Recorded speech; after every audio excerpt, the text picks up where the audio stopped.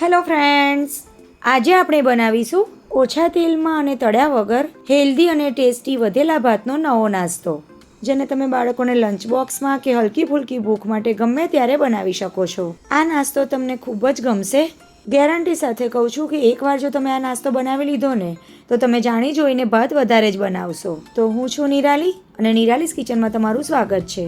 તો ચાલો બનાવવાનું શરૂ કરીએ. તો એના માટે અત્યારે મેં અડધું કેપ્સિકમ, અડધું ટામેટું અને એક મીડિયમ સાઇઝની ડુંગળી લીધી છે. આ ત્રણેય વેજીટેબલ્સને આપણે કટ કરી લેવાના છે.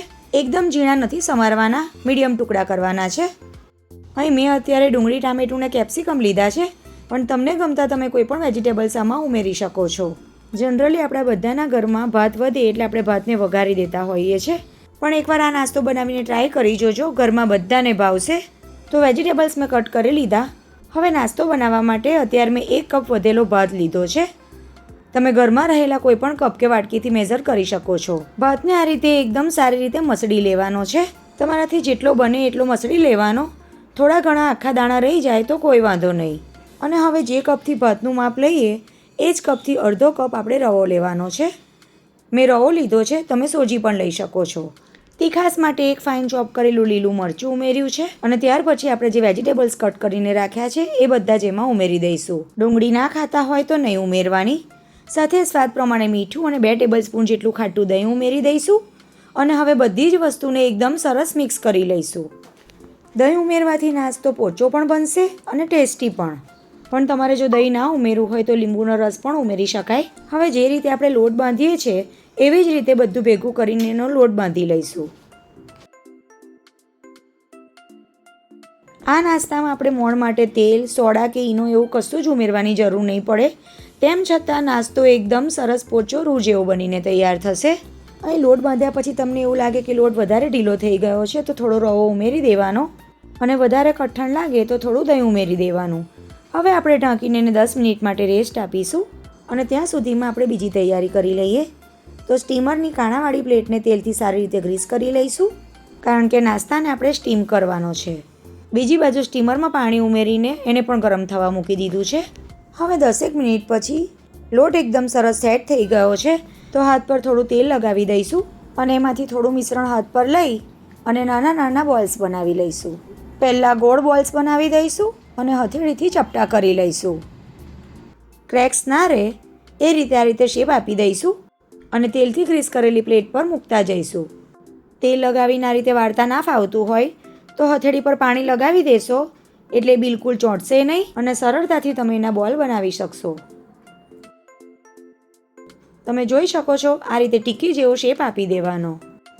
તો આ રીતે બધી ટીકી વાળીને મેં તૈયાર કરી લીધી. બીજી બાજુ સ્ટીમરમાં પાણી પણ ગરમ થઈ ગયું છે તો તૈયાર કરેલી ટીકીવાળી પ્લેટને સ્ટીમરમાં મૂકી દઈશું અને ઢાંકણ ઢાંકી ગેસની હાઈ ફ્લેમ પર 15 મિનિટ માટે સ્ટીમ કરી લઈશું. 15 મિનિટ પછી તમે જોઈ શકો છો નાસ્તો આપણો એકદમ સરસ સ્ટીમ થઈ ગયો છે. એને ચેક કરવાની બિલકુલ જરૂર નથી, કારણ કે ભાત તો આપણા ચડેલા જ હતા અને રવાને ચડતા પણ બહુ વાર નથી લાગતી. તો ગેસને બંધ કરી પ્લેટને બહાર કાઢી લઈશું અને હાથમાં લઈને બતાવું તો તમે જોઈ શકો છો પ્લેટને તેલથી સારી રીતે ગ્રીસ કરેલી હોવાથી બિલકુલ જ ચોંટી નથી અને બધી જ ટીકીઓ આપણી બનીને તૈયાર થઈ ગઈ. હવે ટીકી હલકી એવી ઠંડી થાય એટલે નાસ્તાને વધારે ટેસ્ટી બનાવવા માટે આપણે એનો વઘાર કરી લઈશું. તો ગેસ ઓન કરી એક કડાઈમાં 2 ટેબલ સ્પૂન જેટલું તેલ ઉમેરીશું.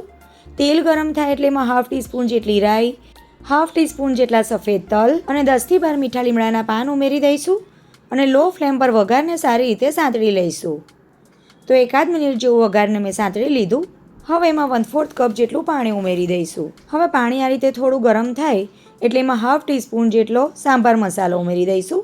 અને જો તમારી પાસે સાંભાર મસાલો અવેલેબલ ના હોય તો પાઉંભાજી મસાલો, કિચન કિંગ મસાલો અથવા તો ગરમ મસાલો પણ ઉમેરી શકાય. હવે પાણીને આપણે ઉકળવા દેવાનું છે. તો લગભગ 1 મિનિટમાં જ તમે જોઈ શકો છો કે પાણી એકદમ સરસ ઉકળવા લાગ્યું છે. ત્યારે સ્ટીમ કરેલી ટીકી એમાં ઉમેરી દઈશું. અહીં ખાસ તમારે ગેસની ફ્લેમ લો જ રાખવાની અને વઘાર સાથે ટીકીને સારી રીતે મિક્સ કરી દઈશું. આ ટીકીને વધારે થવા દેવાની હવે બિલકુલ જરૂર નથી. ફક્ત 2 જ મિનિટમાં આપણો નાસ્તો બનીને તૈયાર થઈ જશે. તમારી પાસે જો સવારમાં સમય ઓછો હોય તો આગલે દિવસે તમે આ રીતે ટીકી બનાવીને ફ્રીજમાં મૂકી રાખો તો સવારે ફક્ત વઘાર કરવાનો જ બાકી રહેશે ફક્ત 2 જ મિનિટમાં તમે આ નાસ્તો બનાવીને તૈયાર કરી શકશો. હવે આ નાસ્તાનો કલર એકદમ સરસ આવે એના માટે આપણે એમાં 1/2 ટીસ્પૂન જેટલું લાલ કાશ્મીરી મરચું ઉમેરીશું અને બરાબર મિક્સ કરી દઈશું. મિક્સ કરી લીધા પછી ઉપરથી થોડા ઝીણા સમારેલા લીલા ધાણા ઉમેરી દઈશું અને ગેસને બંધ કરી દઈશું. આ નાસ્તાને તમે દહીં સાથે, કેચઅપ સાથે કે ગ્રીન ચટણી સાથે ખાઈ શકો છો. ગરમા ગરમ આ નાસ્તો ખરેખર ખાવામાં ખૂબ જ સ્વાદિષ્ટ લાગે છે. આ નાસ્તામાં મેં મોણ માટે તેલ, સોડા કે ઈનો કશું જ નથી ઉમેર્યું, છતાં પણ એકદમ સોફ્ટ બને છે. અને આપણે એમાં જે દહીં અને થોડા વેજીટેબલ્સ ઉમેર્યા છે ને એના લીધે આ નાસ્તો ખૂબ જ ટેસ્ટી અને ચટપટો બને છે. તો એકવાર આ નાસ્તો જરૂરથી ટ્રાય કરજો, બધાને બહુ જ ભાવશે. તો ફ્રેન્ડ્સ, કેવી લાગી તમને આજની આ રેસીપી? રેસીપી સારી લાગી હોય તો વિડીયોને લાઇક કરજો, શેર કરજો અને આવી જ બીજી નવી રેસીપી જોવા માટે નિરાલીસ કિચનને સબસ્ક્રાઈબ કરજો. તો ફરી મળીશું એક આવી જ નવી અને ઉપયોગી રેસીપી સાથે. આવજો.